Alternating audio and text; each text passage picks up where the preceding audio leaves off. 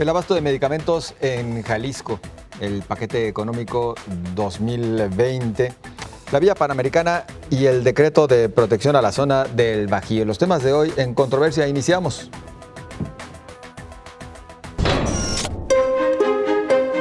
Los testimonios de los usuarios del sistema de salud a nivel nacional sobre la falta de medicinas en las farmacias finalmente son reconocidos por la autoridad. El secretario de Salud Jalisco, Dr. Fernando Petersen, aceptó un desabasto del 25% de medicamentos en el estado. Además de que arrancaron tarde las licitaciones y si se dio un bache durante la transición, otro de los argumentos es que están a la espera de que lleguen medicinas por parte del gobierno federal. Similar es lo que pasa con el caso del dengue, donde hubo una tardía adquisición de insecticida para atacar al mosquito Aedes aegypti, que aunado a la falta de campañas, a que la ciudadanía relajó la guardia, no descacharrizó ni tomó medidas preventivas, hay víctimas que lamentar. Hasta ahora se reportan 2 muertes, 13 casos sospechosos más y más de 1,700 infectados. Llama la atención a los médicos la mutación del virus y un mayor número de casos hemorrágicos. ¿Cómo calificas hasta ahora el desempeño del gobierno federal y estatal en materia de salud? Esperamos sus comentarios, esperamos su opinión a propósito de este tema, tanto relacionado con el abasto de medicamentos para diversos padecimientos como la tardía llegada del insecticida para hacer frente al mosco transmisor del dengue. Esperamos su participación y saludo a mis compañeros. Sonia Serrano, buenas noches. ¿Qué tal? Muy buenas noches. David Gómez Álvarez. Buenas noches. Julio Ríos. Buenas noches. Agustín del Castillo. ¿Cómo están? Buenas noches. Pues empezamos, Agustín. El tema de salud creo que es uno de los temas que ha hecho más crisis en este cambio de gobierno. Es muy preocupante porque el sector público está atendiendo a la gente que está en situación pues, más expuesta por sus condiciones económicas, o sea, la gente más pobre del país, la gente que se supone pues apostó por este cambio para mejorar muchas cosas de su calidad de vida. Creo que no han terminado de resolverse los conflictos que el presidente en particular ha tenido con muchas farmacéuticas, las ha denunciado en las mañaneras, ha denunciado toda la mafia que hay en torno a esto, que seguramente mucho de esto debe ser verdad, pero lo que yo cuestionaría es cómo no se corrió en 2 bandas el tema de la corrupción por una banda y por supuesto es muy importante combatirla, no solamente porque es una promesa del presidente, sino porque es realmente una sangría impresionante para el país, pero es terrible lo que está pasando con el caso del dengue. Si comparamos las cifras del año pasado con las de estas, pues es un problema de que es posible que se convierta en un asunto de salud pública mucho más relevante de lo que era, porque además, agregado al tema de no haber invertido en los insecticidas, estamos en un tema real de efecto de cambio climático. Sí, claro. Las temperaturas en ascenso están generando que muchas zonas templadas que no estaban expuestas a este mosquito ya estén colonizadas por el mosquito. Y entonces, pues aparte hay un problema también de falta de educación en la salud. La descacharrización, todos esos tipos de campañas tampoco yo las vi mucho y como que la gente no termina de entender que eso es vital, no tener depósitos de agua estancada en casa, porque ahí se crían los mosquitos y me parece que como que se hizo una tormenta perfecta entre las cosas que dejó de hacer el gobierno, las cosas que quiso hacer y también un problema educativo y un asunto de no visualizar estas enfermedades como enfermedades de tema de cambio climático. Y subrayo el tema de cambio climático porque parece que el presupuesto 2020 va para abajo también los presupuestos para este tipo de temas. Entonces, podríamos entrar en una espiral negativa en este sentido si no se corrigen las cosas. La carencia de medicamentos no es nueva. Se ha padecido desde siempre, lamentablemente. En esta ocasión tal vez ha llegado en algunos casos a herir mayores susceptibilidades cuando se trata, por ejemplo, del medicamento para los pequeños con cáncer, que tal vez es lo que termina luego molestando más a algunos ciudadanos. Pero ha sido el cuento de nunca acabar, Sonia, sin duda es decir, administraciones van, administraciones vienen y vemos que en el sector público se continúa con esta adolescencia. Sí, claro. Creo que el gobierno actual no ha encontrado la fórmula de retomar el tema o de tomarlo, el tema del abasto de medicamentos después de la grave crisis que hubo en el tema de corrupción relacionado con todas las compras en todo el país, en todos los ámbitos relacionados con la salud. Creo que en este momento puede ser tan grave la corrupción que había en la administración pasada como la ineficiencia que está habiendo ahora. Al final las consecuencias de cara a la población son las mismas, que el medicamento no te llegue o porque era caduco, o porque se lo robaron en el camino, o porque dijeron que compraban una cosa y nunca llegó, etcétera, que fue todo lo que se dio en la administración pasada. Y había este desabasto. Me parece que es tan grave como lo que está sucediendo ahora, que no llega por lo que dicen que es la desconfianza, o porque no se han hecho las licitaciones adecuadas, o por el conflicto que hay jurídico con los grandes proveedores de medicamentos en el país. Sí, por supuesto que hay momentos en que es más sensible. Lo vemos ahora, como mencionas, con el caso de los medicamentos para los tratamientos de cáncer de niños, y lo fue en su momento, lo recordemos lo que pasó con la maternidad López Mateos, que hizo crisis cuando un bebé murió porque una mujer no fue atendida al momento que tenía que dar a luz, y que llegó ahí a la sala, o que la tenían ahí en la sala de espera, en esto que las vemos todos los días ahí caminando de un lado a otro, supuestamente para que el trabajo de parto sea más fácil. Creo que el sector salud ha sido uno de los más lastimados en nuestro país en las administraciones pasadas, y tristemente lo que se esperaba que fuera diferente en este gobierno no lo ha sido, ahora por la ineficiencia y por la incapacidad que han tenido quienes están al frente de las instituciones. Y pasa lo mismo en lo local que en lo federal, porque también en lo local ha habido problemas en virtud de que gran parte de los recursos que llegan son federales y no han sabido cómo compensar con el gasto local. A esto le sumas que tampoco se han cubierto todos los requisitos que tendrían que darse para acreditarse para el Seguro Popular. Todo este embrollo del que venimos arrastrando por varios años y que ha llevado a que el sistema de salud esté colapsado. David. Me parece que el tema muy puntual del desabasto de medicina responde, en efecto, a la combinación de dos factores.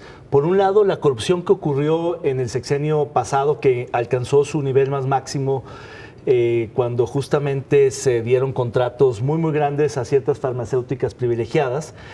Y por el otro lado, cuando justamente se buscó eficientar la compra de medicinas, consolidando las compras a través de, digamos, ciertas proveedurías o ciertas cadenas de venta, donde se concentraron las medicinas en ciertas bodegas o en ciertos lugares del país, y eso ocurrió que hubiera un desabasto muy grande en el país. Yo creo que la solución al problema de las medicinas sí tenía que pasar por digamos, un rediseño de las compras de medicinas, pero no una consolidación y una centralización tan abrupta como se está realizando, aunque eso abarate precios. Lo que ha dicho el presidente es que la compra consolidada en grandes volúmenes de medicina ha permitido ahorros históricos. Es cierto en parte, pero el problema con las medicinas es que de nada te sirven en una bodega en la capital de la República, claro, o en ciertos centros de abastecimiento en algunas regiones del país, sino que te sirven en los estantes de las clínicas, claro, en los closets de medicina de los hospitales, donde tienes que tener un montón de medicinas. Decía un exsecretario de Salud que el cuadro médico, el cuadro de medicinas en este país se ha complejizado de una manera brutal.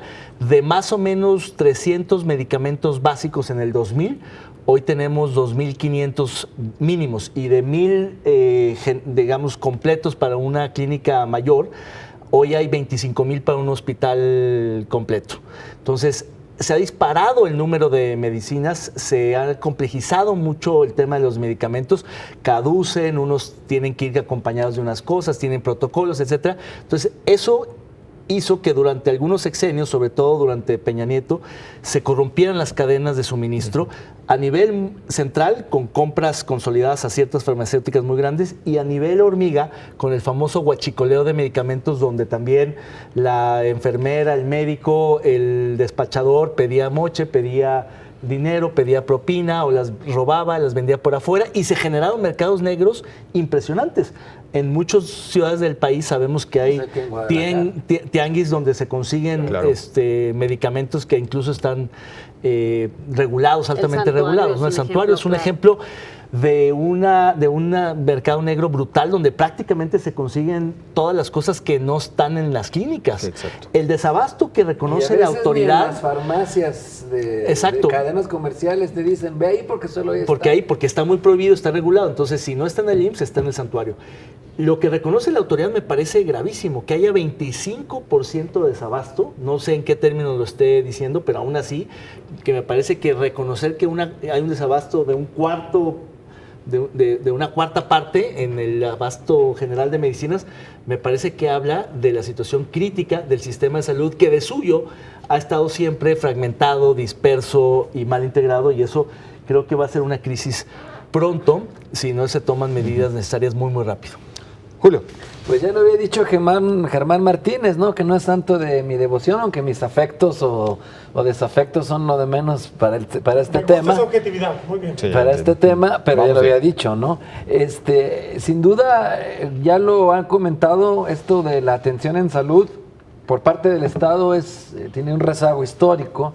El hecho de que te vayan a atender en el IMSS para una enfermedad grave, como en este caso el cáncer, es prácticamente sinónimo de sentencia de muerte, porque pues como te dan las citas, como te aplazan las cirugías, es casi ya nada más encomendarte a la fortuna. Si vengas en enero, si está todavía... Exactamente. Casi dicen, ¿no? Entonces, por supuesto que este era uno de los grandes retos de esta administración.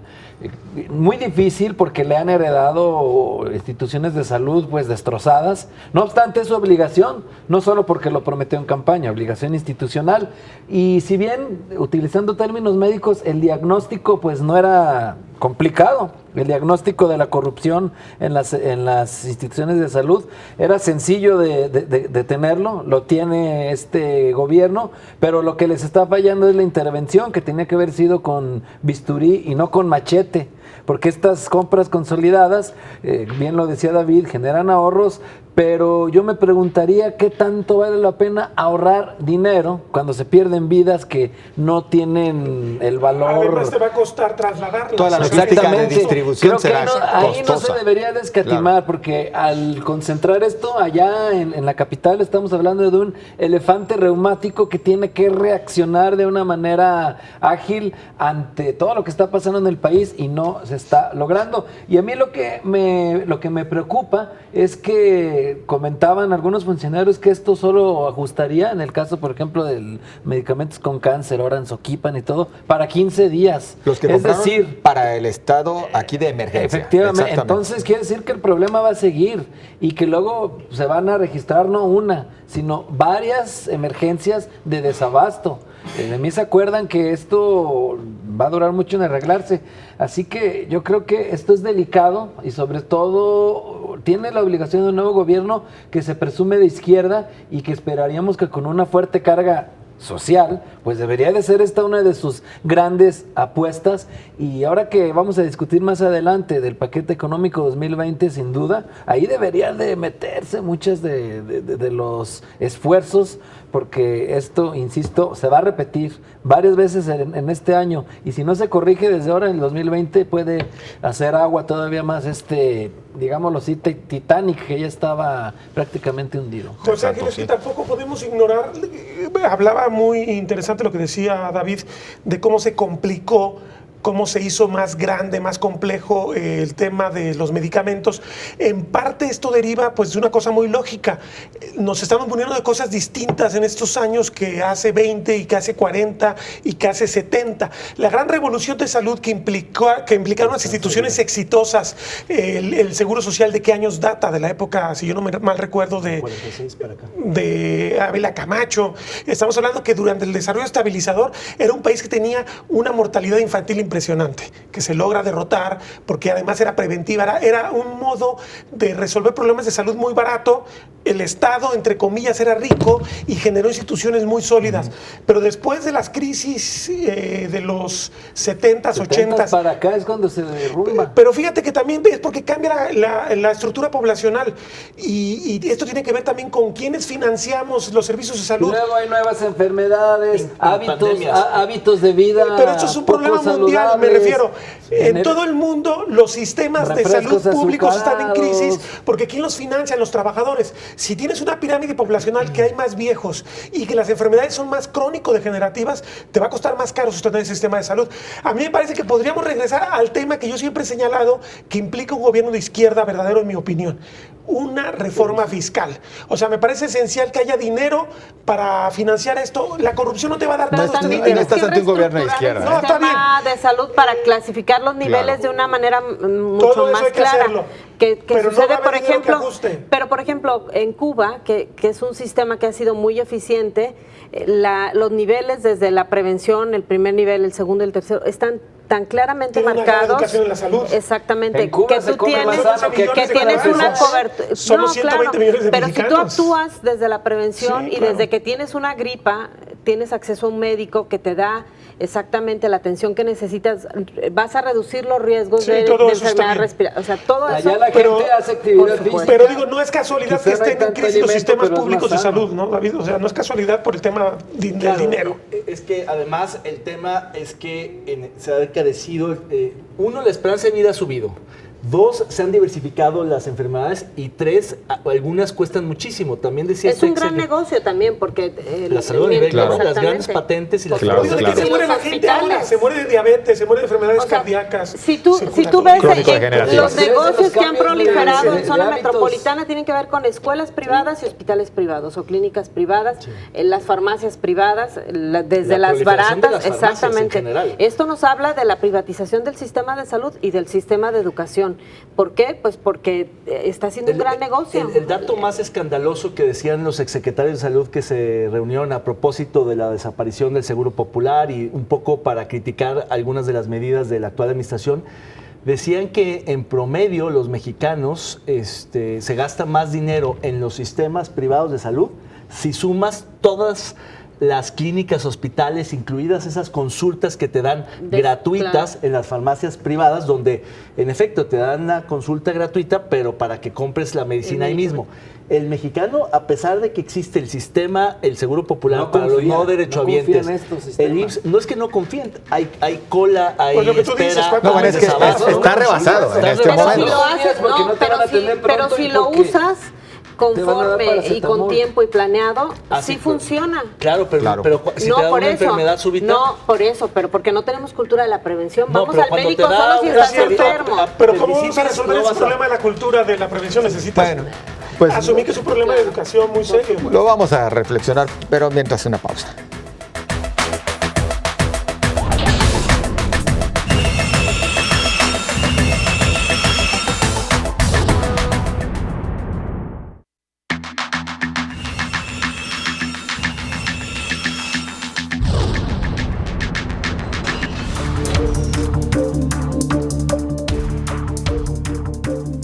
El decreto emitido por el gobernador Enrique Alfaro tratando de enderezar las críticas sobre la decisión de que la Villa Panamericana sea utilizada para la vivienda despierta comentarios en pro y en contra. Hay quienes dicen que es impugnable y abre la puerta a desarrolladores. Para empezar, llega acompañado a la rueda de prensa el abogado de los dueños de las villas, respaldado al día siguiente por la aparición del fiscal general, dando a conocer una presunta banda de extorsionadores, compuesta presuntamente por notarios, abogados, activistas, entre otros. Estos últimos aducen una persecución. El presidente de Zapopan, Pablo Lemus, sostiene en no dar las licencias para la habitabilidad bajo el argumento de que está consciente de que si se las otorga, favorecerá a terceros para que reclamen el mismo derecho en la zona. Regidores de Morena piden una consulta popular con 4 preguntas para que sean los habitantes de Zapopan los que decidan el futuro de las villas, incluyendo la opción de la demolición. Sobre las villas panamericanas y la zona del Bajío, ¿prevalecerá la decisión de que sea zona de recarga acuífera o terminará en zona en más viviendas? Entramos en materia, pero antes vamos a los comentarios a propósito del anterior tema que abordábamos, el del abasto de medicamentos y también algunos padecimientos que en estos momentos mortifican. Se abordaba de alguna manera lo relacionado con el dengue. Su opinión, casos de dengue y desabasto de medicamentos en Jalisco, ¿cómo los calificas hasta ahora? El desempeño del gobierno federal y estatal en materia de salud Muchas gracias por participar. Héctor González Bax dice, hay un desempeño mediocre del Estado. Debe activarse una política pública efectiva, acompañada de indicaciones claras de las acciones que debemos los ciudadanos implementar para contribuir en el combate al vector que está transmitiendo el dengue y otras afecciones del temporal. Muchas gracias, Héctor González, por hacernos llegar tu opinión, por hacernos llegar tu comentario. Pues vaya, este tema de la Villa Panamericana y la zona del Bajío, un decreto que de alguna manera abordamos la semana pasada, alcanzamos a abordar un poco, pero que amerita justamente mayor seguimiento, porque además se continúa con las discusiones. Hoy un foro, debate interesante en el ITESO. Ayer también lo hubo. Pero no sé dónde vamos a llegar. Quizá el de ayer fue mucho más enfocado a revisar todos los tecnicismos y todo lo que hay en torno a los conceptos que prevé el decreto y que prevén además los planes de desarrollo y el mismo programa de... el plan de ordenamiento ecológico y el vigente y el que se está discutiendo. Sí, Sonia, adelante. Sí, ya estaba hablando de hecho. Sí, es que ya estaba agotando mi tiempo. Silencio. Sí. Ya agoté. No, y bueno, lo que queda claro con este decreto es que si bien es cierto hay una buena intención, podríamos considerarlo de parte de la autoridad, que incluso ahora se dice víctima, que al haber se dado a conocer antes de tiempo la venta de las villas, pone en alerta a quienes se van a oponer al decreto, etcétera, cuando creo que en realidad quienes más le han hecho daño son ellos con la reactivación de la venta. Pero bueno, lo que señalan los especialistas es, primero, desde el punto de vista jurídico, el decreto se vuelve endeble en virtud de que le respeta derechos de excepción a los dueños de la villa, que luego pueden ser utilizados por otros propietarios para exigir la igualdad ante la ley que está garantizada en la Constitución. Y la otra parte es lo que tiene que ver con conceptos que ayer una académica de CUPA los desglosaba acerca de que de pronto parecen conceptos que protegen, pero que en realidad no protegen, ¿no? Como el establecer una zona de reserva o una zona de restauración. Dice, bueno, pues una zona de restauración significa que una vez que es restaurada, puede ser utilizada. Claro. Entonces, todo esto es lo que, según los expertos, podría dejar en condiciones endebles el decreto. Hasta ahora, por ejemplo, el presidente municipal de Zapopan, y lo reiteraba en el foro de hoy del ITESO, Pablo Lemus, que no se darán los permisos. Sin embargo, pues está también ya este proceso ante el Tribunal de Justicia Administrativo que promueven, me parece, de manera tramposa los dueños de la Villa Panamericana, en virtud de que por un lado están, según ellos, tratando ya de hacer las cosas bien y de caminar con acuerdos y avalando el decreto de protección, que ahora dicen que no estaban enterados, y deciden utilizar un arma que ha sido utilizada por todos los desarrolladores para violar la ley y para hacerlo, me imagino que ellos también, ¿no?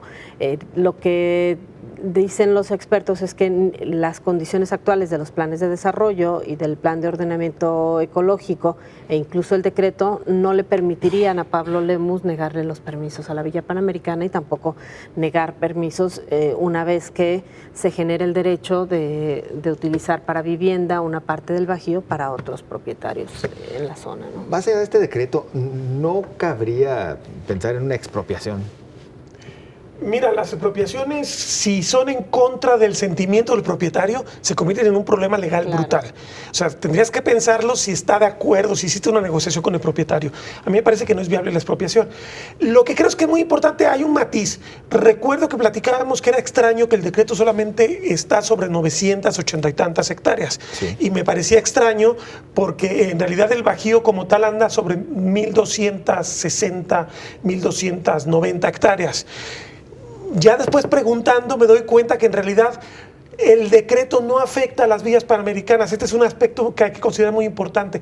El decreto no está el mapa asentado sobre la superficie de la Villa Panamericana y sobre otras superficies que están ya afectadas y que se supone que tienen derechos. Aquí la trampa o el truco, por decirlo de algún modo, concediendo que es de buena fe, como dice Sonia, es que simplemente tomaron lo que en un momento dado no tiene en este momento derechos de desarrollo, no tiene permiso, no tiene licencias, bueno, quizás tenga derechos de desarrollo, pero nadie hizo un trámite.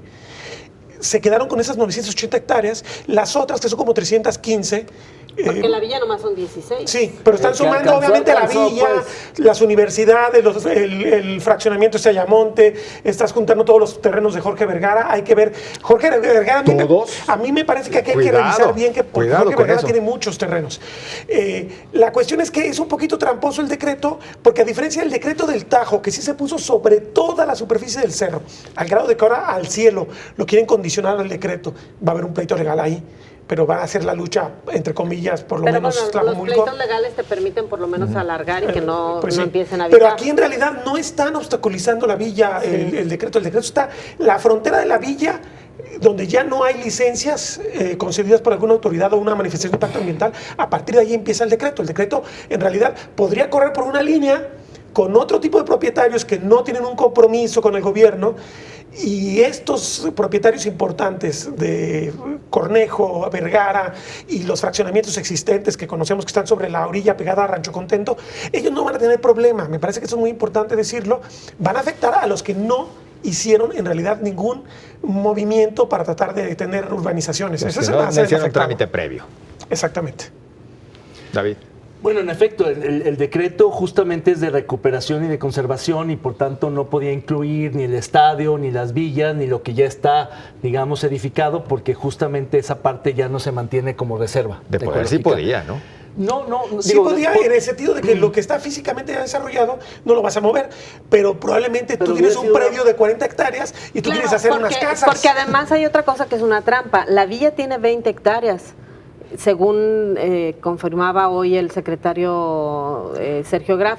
¿Eso qué significa? Que las otras 4 hectáreas que se le están añadiendo al terreno podrían ser susceptibles de urbanización si las dejas fuera si dejaste el predio completo. Exactamente. Porque el desarrollo está sobre 8 hectáreas solamente, o sea, tienes ahí 12 hectáreas disponibles. Claro. Y para que sea rentable, porque como está ahorita, tener 20 hectáreas para que nada más 8 estén utilizadas, no es un gran negocio. No, bueno, el negocio sería si logran hacer que todos los departamentos sean habitables y que se vendan el 100% de las unidades. O sea, son dos y que los vendas a un buen precio, considerando que le estás regalando un paisaje que no va a tener nadie en Guadalajara. Son dos temas. A ver, por el lado de mí me parece que el decreto está dentro de los instrumentos que hoy existen, bien planteado, porque en efecto crea ciertas condiciones para que sea... Era la única alternativa. Era la única alternativa. Y en ese sentido, me parece que el riesgo de que haya equivalencia de derechos porque ya se otorgaron permisos para una edificación y para otras, pues eso viene, digamos, ocurriendo desde que se hizo Pinar de la Venta, Rancho Contento, el estadio, etcétera. Es decir, siempre existe ese riesgo latente. No, pero Pinar de la Venta y Rancho Contento son anteriores al decreto de la primavera. Entonces ellos no tienen problema en realidad. Lo que es tramposo... Bueno, de este decreto nuevo... Del 80. No, del 80. Son antes del 80. Claro, pero precisamente una vez que se decreta la conservación de la primavera, justamente es el mismo argumento, ya no se pueden hacer otros fraccionamientos como ese. Pero bueno, déjame estaban habitados. La primavera y Rancho Contento están afuera del polígono, entonces no fueron afectados. Como tampoco fue afectado, justamente por eso están haciendo estos decretos nuevos. El Bajío no fue afectado y tampoco fue afectado el Cerro del Tajo, por eso, el negocio del Palomar una vez que se decrete la recuperación y reserva del Bajío, me parece que justamente ese es el instrumento jurídico más eficaz para evitar la urbanización de los demás. No sé si es el más eficaz, pero es el único. Pues sí, digo, pero no es igual de sólido que un decreto de área natural protegida. Entre otras cosas, porque no se somete a consulta. Creo que aquí tenemos para el gobierno del Estado un ejercicio jurídico muy interesante. Tendrá que demostrar que tanto en el Tajo como en el Bajío se puede garantizar legalmente que se proteja, porque van a venir una luz de amparos reclamando no haber sido consultados. Y recordemos que la primavera misma, con su decreto federal del 80, perdió 500 hectáreas de un ejido porque reclamó el ejido no haber sido consultado y lo reclamó 25 años después. Santana Tepetitlán ganó y se tuvo que separar el área protegida. O sea, es un decreto mucho más sólido que un simple decreto de recuperación ambiental. Estas son cosas muy importantes. Es local, pero bueno, es el único instrumento al alcance del gobierno del Estado. Además, y es lo que puede garantizar de lo que ya está hecho. El lado de las villas, ya lo hemos discutido aquí, me parece que para que sea negocio se tendría que en efecto vender todo, habitar, y este terreno aledaño es justamente para que la habitabilidad les pueda dar. Porque pero si no lo usas para fraccionarlo, no te da el negocio. Pero no o sea, la propuesta que entiendo que tiene el gobierno del Estado es no utilizar ese terreno, sino dejarlo como área verde.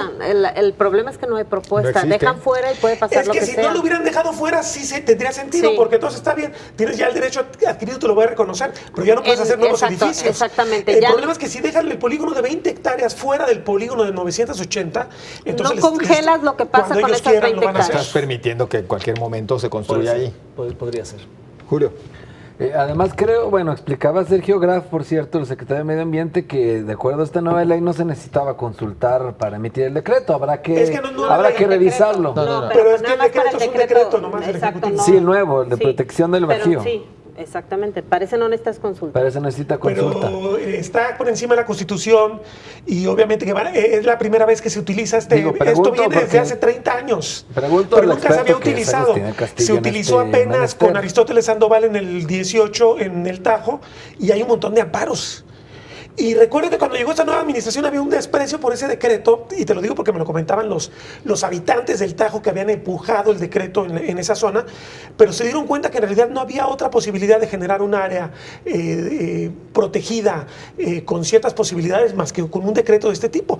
Lo que estamos viviendo es la gran prueba jurídica de si ese tipo de modalidad que plantea la Ley Estatal de Equilibrio Ecológico puede tener futuro, porque si la toman los amparos vas a tener que derogar incluso la ley, depende del enfoque que le des jurídicamente, va a ser no viable en términos jurídicos.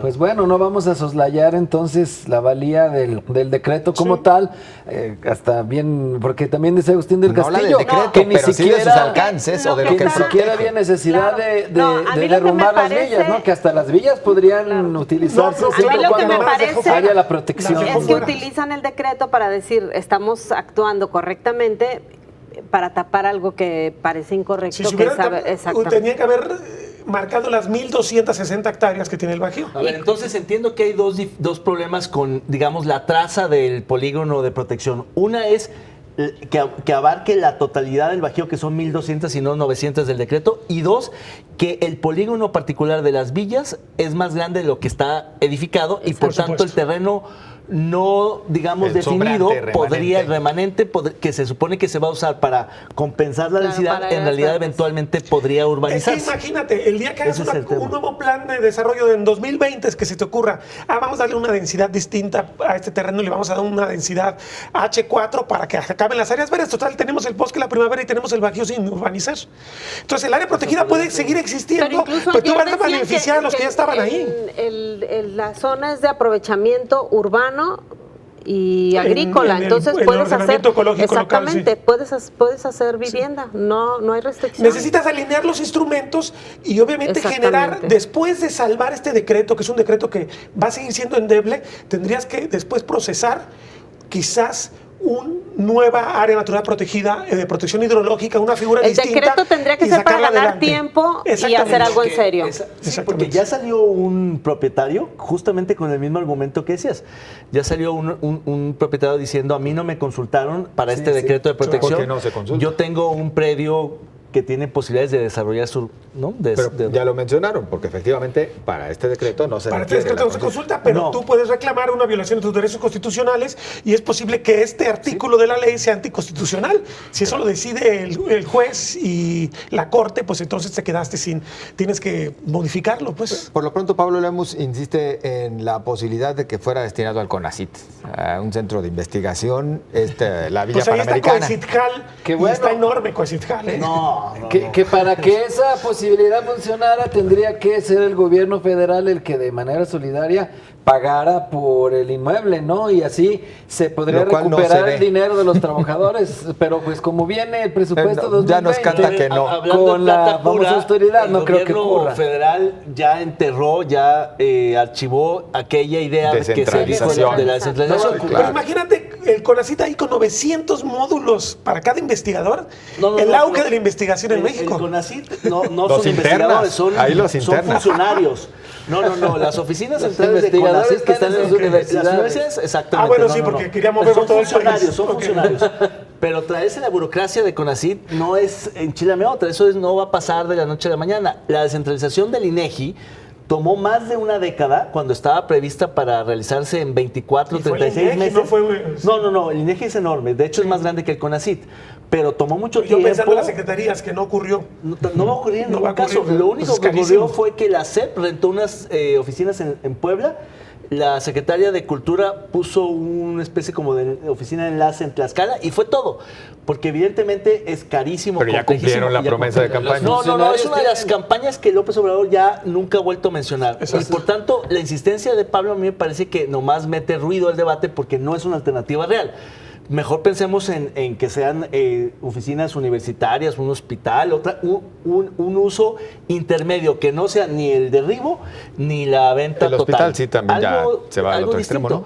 Pero realista, porque si no, al final se está judicializando el tema, quizá Lemus pueda aguantarlo hasta el 21, pero entonces quién sabe qué pueda pasar después, el tema de la denuncia muy oportuna de los particulares por la famosa red de extorsión, que es una cosa que Enrique Alfaro desde 2015 está manejando en los medios, pero no ha pasado de ser mediática. Hablan de 18 denuncias ante la Fiscalía. Ahora que es gobernador, lo que a mí me preocuparía es el uso faccioso de la Procuraduría, de la Fiscalía, para enfrentar a sus enemigos declarados desde hace mucho, Cosío, el Parlamento de Colonias y otras instancias, que son precisamente la piedra en el zapato para que la vía panamericana pueda salir adelante. Y con esto nos vamos a la pausa, regresamos.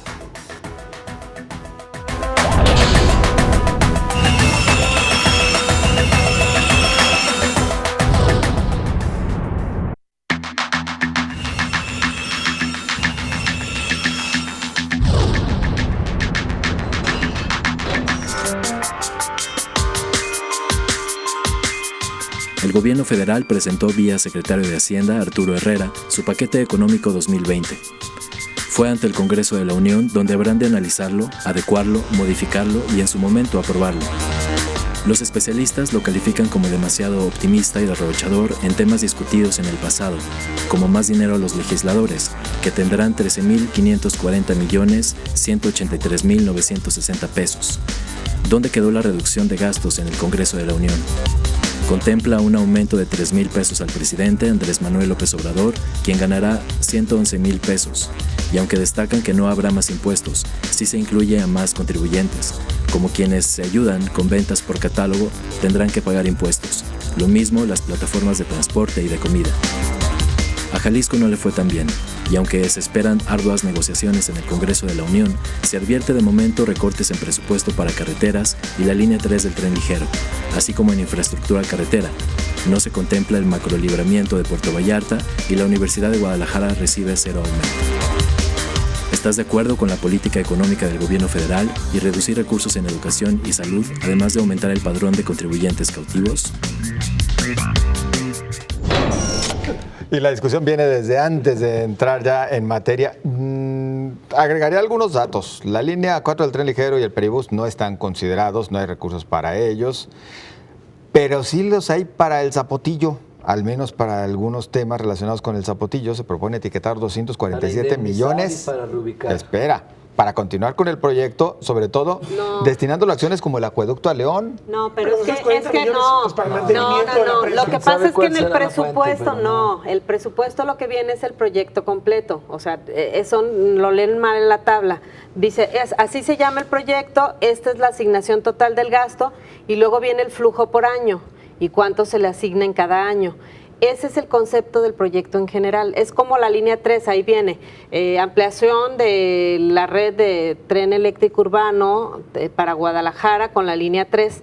Y luego viene, se le asignan 120 millones. No es que le cueste la línea toda 120 millones, sino que en 2020 a ese proyecto que se llama así se le asignan 120 Sonia, millones. pero ¿para qué ajusta 240 millones para el Es nada más zapatillo para mantenimiento? mantenimiento. ¿Para qué son? Sí, pero eso es el concepto general del proyecto. Bueno, Y lo de la línea 3... 7,000, 8,000 millones de pesos. Oigan, lo de la línea 3, Porque está eso sí es, etiquetado ¿verdad? como un programa en el presupuesto. Sí, son 120 millones que son ya los que te permiten completar los 32,000 millones. Y estos 120 millones entonces nos indican que no va a terminar en diciembre. Sí, No, que a ver. ya estaría terminando Sí, en diciembre porque y que eso ya es para los detalles la finales obra, que es van que volvemos sacar. a lo mismo. Lo que tienes que hacer es leer todo el documento completo con el flujo anual.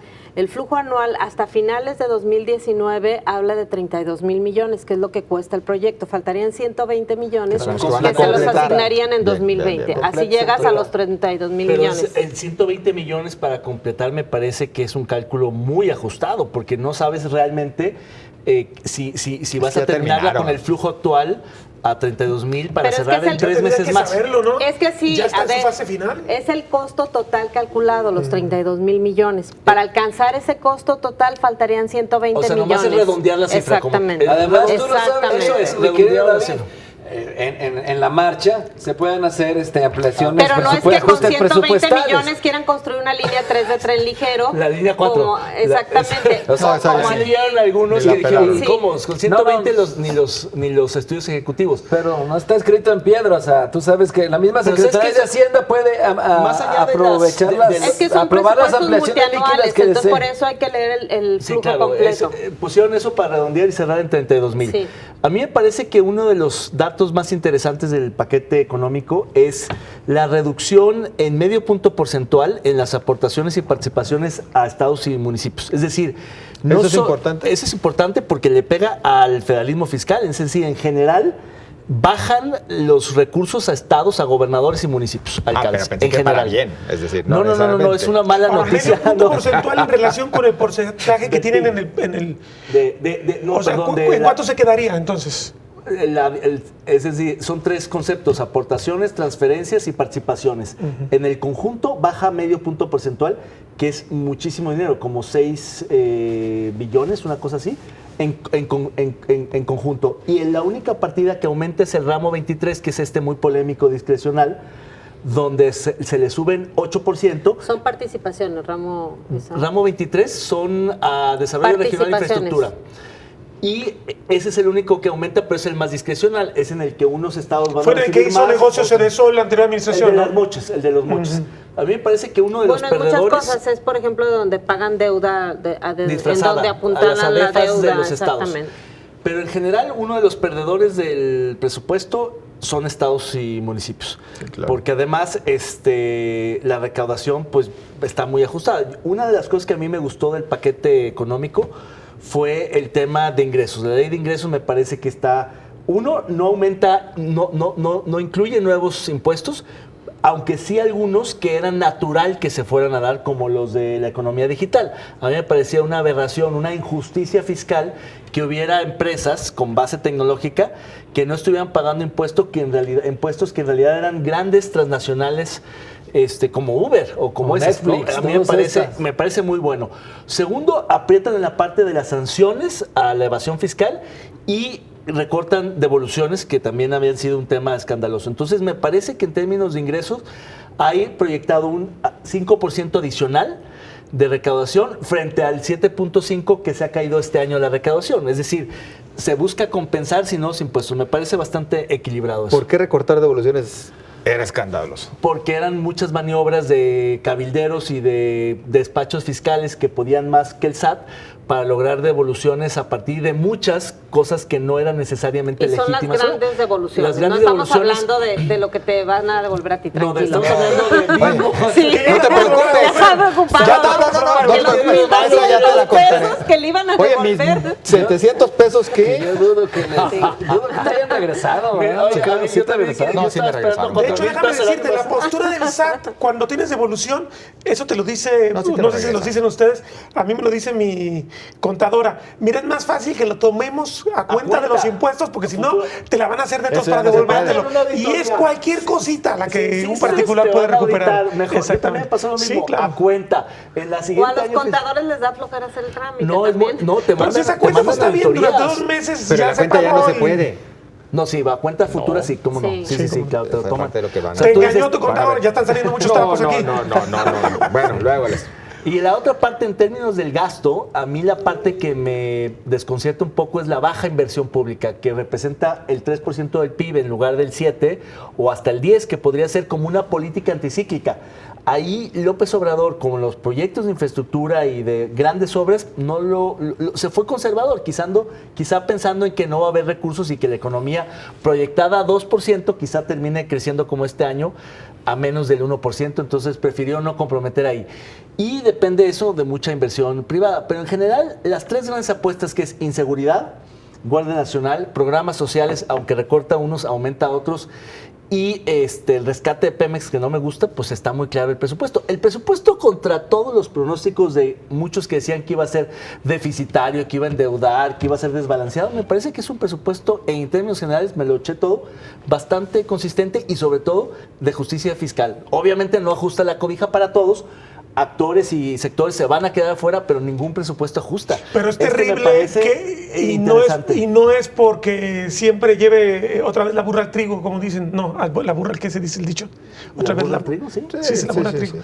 sí. 7% baja el presupuesto ambiental O los pelos de la cuando, burra en si la lo mano. comparamos con 2015, ya estamos acumulando una reducción de presupuesto ambiental aproximadamente de... ¿Veintitantos? No, desde 2015, desde la época de Peña Nieto, 70%. ¿En serio? Estamos cancelando Hay el gasto hay dos ambiental. sectores que los más castigados Oye, es campo y medio ambiente. Somos un Pero es país... que casi toda la inversión, si vemos por ejemplo también la infraestructura de comunicaciones, que es uno de los rubros más importantes, Hay 17. solo vienen asignados recursos para los proyectos multianuales. Estas carreteras que tienen un montón de años haciéndose, la del Tuito Melaque, la de La Barca, Santa Rosa La Barca.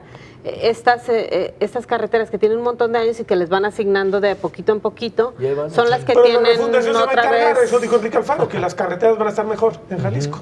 Bueno, Pero es peor el tema del medio ambiente. Digo, estamos Claro. entrando en una fase de crisis climática brutal. No, es peor Y- todo, Agustín. También es peor que siga sin invertir en educación, porque no hay, no Sonia, hay pero vivimos inversión en en el ambiente, en el infraestructura. territorio Por se eso, está deteriorando. es Los peor servicios todo. que nos prestan. No hay que nos inversión prestan. en salud y estos edificios que se construyeron nuevos van a ser elefantes blancos. Es decir, no hay inversión Pero en si nada. tú apuestas por el medio ambiente, resuelves muchos problemas de base, problemas de salud, por ejemplo. Si tú tienes bosque, tienes agua. Si Bueno, tú tienes esperemos que se biodiversidad, escuchen, tienes nos ha una aprobado. serie de opciones. Les estás cerrando las opciones a las mismas personas. Estás La deforestación diciendo está como si ya se creciendo. hubiera aprobado. Ojalá te escuchen. No, Pero bueno, todavía la falta Profepa el proceso también de le discusión. tumbaron. Y la Profepa no puede, o sea, ahí también el tema de la impunidad, la Profepa no puede con los temas, le tumban dinero. A mí me parece que es trágico eso no me parece menor, me parece peor que los otros sectores, porque insisto, la base del desarrollo es el medio ambiente. A ver, pero ya dijeron, tanto el presidente como el secretario de Hacienda, bueno, pues esas observaciones, hácelas llegar a tu diputado. ¿Quién Pues es tu sí. diputado? ¿Quién es el diputado? Distrito. No, pues ¿quiénes son? ¿Quién es tu diputado? Pero en general yo creo Los que ocho de Morena. en general a mí yo coincido No con sé. lo que decía hace un momento Agustín, que para tratarse de un gobierno de izquierda progresista, me parece muy triste que no se animen a entrar al tema de los impuestos en serio. Es decir, no Lo los nuevos decía yo, impuestos ¿no, Agustín? a quienes no pagaban, que era casi obligado a hacerlo, o a los evasores o a los grandes de los privilegiados de las devoluciones, sino en general subir los impuestos. La base gravamen mexicana es la más baja de América Latina por mucho. Estamos 10 puntos abajo que Brasil, por ejemplo. México recauda 18 puntos del PIB, Brasil creo que 26, casi 10 puntos arriba.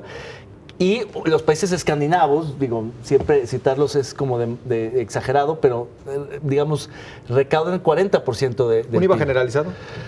No, es que el problema del IVA es que es regresivo. El IVA le pega más a los menos favorecidos, a los más pobres, porque la proporción de recursos que destinan al consumo es mayor que el de los deciles superiores. Entonces el IVA es el único impuesto que, al contrario, deberías de bajarlo un poco y hacerlo diferenciado, exentar más productos como medicinas y alimentos, y más bien otros impuestos, los ecológicos, tendrán que ser muy agresivos y muy progresivos.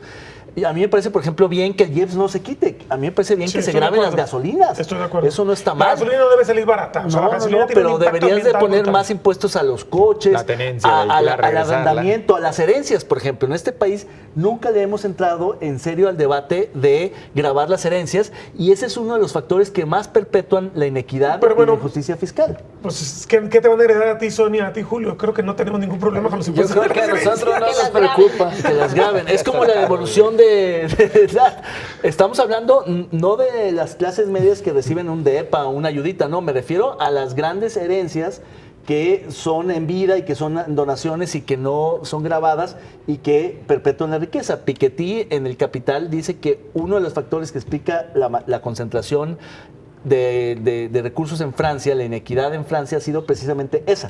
Hasta que el Estado francés se metió al tema es que eso se empezó a, digamos, a equilibrar. Y a mí me parece que en estructuras económicas como las latinoamericanas, con profundas desigualdades, la justicia fiscal tiene que empezar por los impuestos desde el Estado. Y fíjate, otro aspecto en el cual está muy poco grabado y es parte del paraíso fiscal en que viven los especuladores inmobiliarios, la tierra, sobre todo la tierra urbana. ¿Por qué tenemos tanto lote baldío ocioso? De acuerdo a los datos del IMEPLAN, del POTMET famoso, hay 20,000 lotes baldíos al interior de la zona metropolitana. Hablo del periférico hacia adentro, sí, claro. 6,000 hectáreas. ¿Por qué no las incorporas al desarrollo? Porque no te cuesta más dejarlo ocioso. Hay muchas ciudades del mundo que no tienen este problema, se compactan bien, se redensifican sin necesidad de utilizar patrimonio público, que es lo que a mí me parece que fue el gran error de la apuesta de Enrique Alfaro en Guadalajara, justamente porque tú tienes un impuesto alto para el especulador que quiere tener el lote baldío y esperar a que se le ponga bueno el negocio. Si es especulador en ciudades como Dallas, Houston, estábamos viendo, le sale más caro no construir que construir. Entonces se tiene que mover la tierra al interior de las zonas urbanas. Esto es esencial, porque esto es parte del modus vivendi de la alta burguesía en Guadalajara, por ejemplo. Incluso los impuestos locales, un tema al que tampoco le hemos entrado, los gobernadores y alcaldes se quejan de que no le están dando suficientes recursos. Pues claro que no, son altamente dependientes. El esfuerzo fiscal de estados y municipios es bajísimo en este país. Nadie se atreve a ponerle el cascabel al gato. Aquí lo hemos dicho. ¿Qué tal si reinsertamos el impuesto a la tenencia? Sería fabuloso. Eso generaría recursos adicionales etiquetados, dirigidos a propósitos de movilidad. Paradójicamente estás fortaleciendo el federalismo sin querer, aunque no sea la línea del gobierno federal. Incluso habría que luchar por competencias. Vuelvo al tema ambiental. Los municipios y el Estado se suelen lavar las manos porque dicen el tema de los bosques es federal. La Profepa con 5 inspectores jamás va a poder atender el tema. Si lo transfieres a los estados, el Estado de Jalisco podría atender su problema con los bosques y podríamos generar procesos, proyectos, pago de impuestos, pago de mercados de servicios ambientales. Hay oportunidades que no estamos desarrollando. Julio, ha estado muy callado este día. No, pues aquí traen una buena charla y aquí pues vamos viéndonos. No, mira, yo creo que es un presupuesto sí conservador en muchos aspectos, demasiado optimista en otros. Conservador, por ejemplo, en los proyectos que le interesan al presidente López Obrador, como el Tren Maya o el corredor del Istmo o Santa Lucía y Dos Bocas. Ahí incluso viene menos recurso que en 2019, 52,000 millones para el próximo año y en este eran 71,000. Optimista, eso sí, porque sobreestima, por ejemplo, el asunto del crecimiento. Ahí ellos están viendo un 2%, siendo que los consultores privados anticipan un 1,5%, e incluso en los precriterios de política económica, que ya se habían enviado mucho antes, ahí también era un crecimiento menor, como del 1,5%.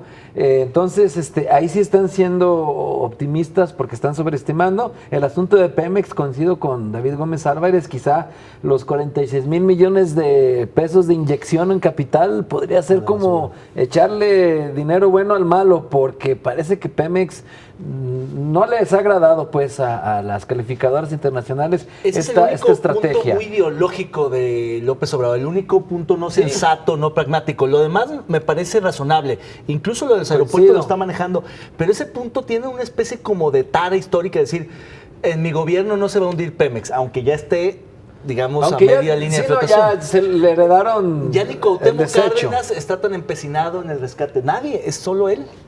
Y pues No, en los pues, impuestos sí, el único que sí afectaría, por ejemplo, el de quienes venden por catálogos, hay mucha gente que así se ayuda. Quizá habría que buscar otro esquema directo a la empresa y que no le vaya a pegar a la vendedora, ¿no? No, y el pero impuesto repercute. El impuesto a los Claro, refrescos, bueno, pero es que pero a la lo mejor mitad pega de este menos. país está en la economía informal. Y el Olvídate, impuesto a los es un problema refrescos y el tabaco impresionante. que sube mucho, pues deberían muy bien, subirlo eso más. Eso está bien. Deben Eso subirlo está un poco bien. más. Nos vamos, compañeros, muchas gracias. Deben subirlo hasta más. Muy amables. Puros, Buenas acuerdos. noches.